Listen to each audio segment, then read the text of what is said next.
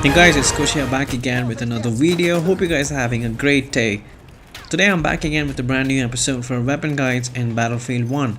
In this series I'll be talking about different weapons from various classes and will also give you some pros and cons and advice on what situation the gun shines or fails. Today we'll be taking a look at the level 10 scout weapon in depth, the Martini Henry.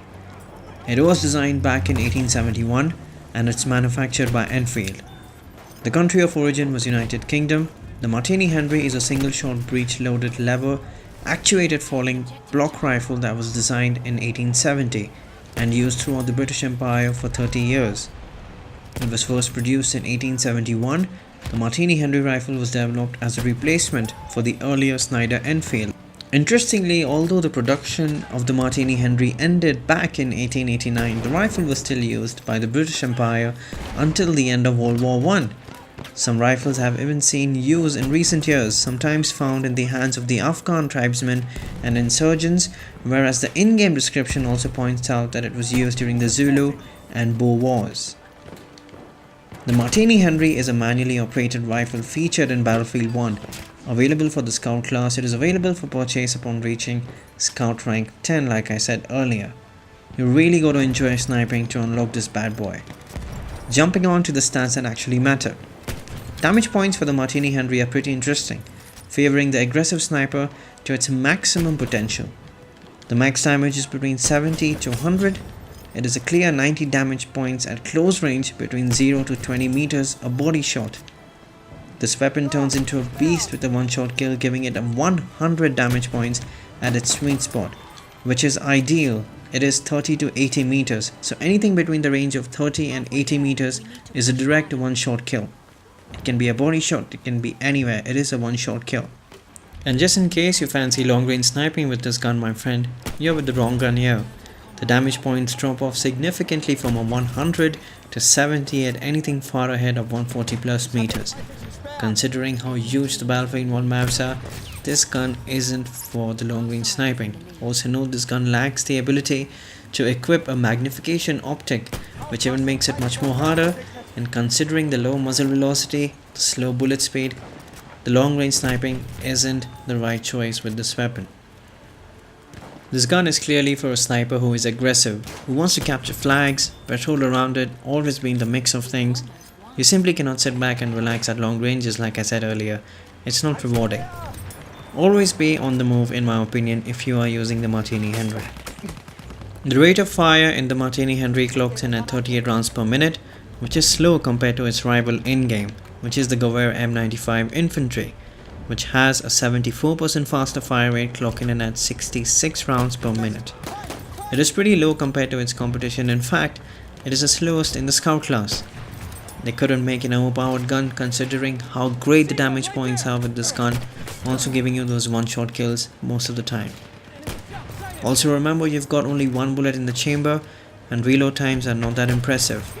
If you have got a shot on your enemy from 0 to 20 meters, which is close range for a sniper, you will have to finish them up with a follow-up shot using your secondary weapon.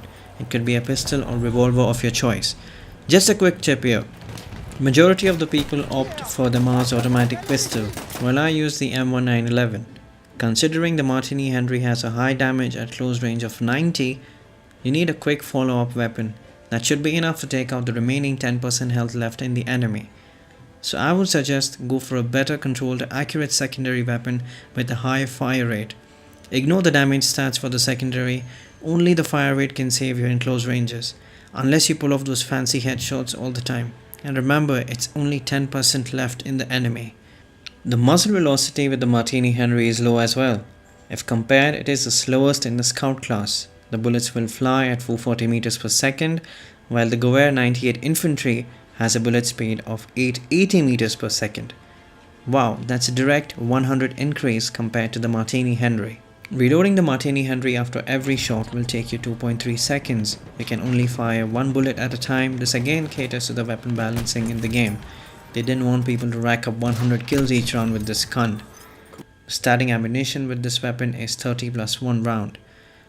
With the Martini Henry, your secondary weapon is your best friend. Make sure to pick a well-controlled gun, starting off with the traditional M1911. That is the best option in my opinion.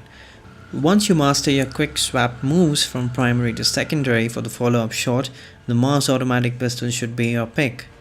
Recoil on the Martini Henry is high, with the recoil up value being at 10 and the recoil left and right matching it at 1. The gun feels well weighted and firm and has a lot of confidence while aiming down sights. It's also a treat to listen to its powerful gun sound. It's magic to the ears. You cannot go non-stop trigger happy with this weapon, you've got to be very tactical. Keeping an escape route in mind will be beneficial, always be in cover while firing this weapon.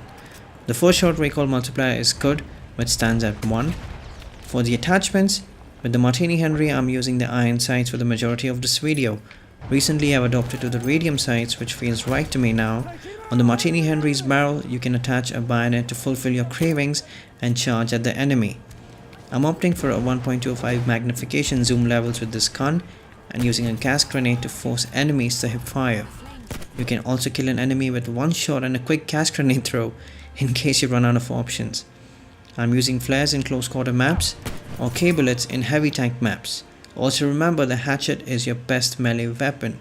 It can break wood and wire at the same time. The pickaxe on the other hand can damage tanks and break wood, but not wires. I doubt any sniper will charge at a tank using a pickaxe. Overall, I think the Martini Henry is one of the best aggressive sniper rifles out there for the scout class. It's best suited for the player who always loves to capture points or patrol close to flags. The gun's sweet spot is ideal in most situations. Those one-shot kills can be annoying at the receiving end, but highly satisfying while you get them.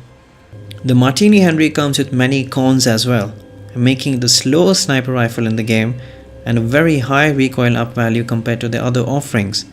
It also has the smallest magazine size of 1 bullet to shoot at a time, which takes 2.3 seconds to reload, so it could easily take you practically 4 seconds after every shot to ready up and aim your target. This sniper rifle clearly justifies a rank 10 unlock criteria. It's worth the effort. You've got to be good with it to cover its minus points. It's incredibly fun to use and every kill feels rewarding. It's clearly my go-to gun for the scout class at the moment. It fits in perfectly to my style. I pair it up with some flares and tripwire bombs. You'll feel a lot more safer and aware of your surroundings. Try this combo. To sum it up, I would rate the Martini Henry a 4 out of 5 stars. It only loses out that one precious point when it comes to long range sniping. It lacks a punch in that area.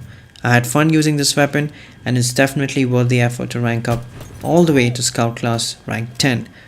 So what do you think of the Martini Henry? Have you unlocked it? Do you like it? Have you played with it yet? To let me know in the comment sections below. Thank you so much for watching. If you like this video, give it a thumbs up, and if you didn't, a thumbs down. For more Battlefield 1 content, stay tuned, and obviously check out the link in the description where I have a playlist dedicated to weapon guides for all the weapons in Battlefield 1 that I have covered until date. If you want to watch a weapon of your choice, make sure to leave that on the comment sections below. I will cover that weapon up to its maximum potential, talking about the pros and cons and a complete guide of your choice of weapon. Thank you for watching. This is Kush here. I'll see you guys in the next one.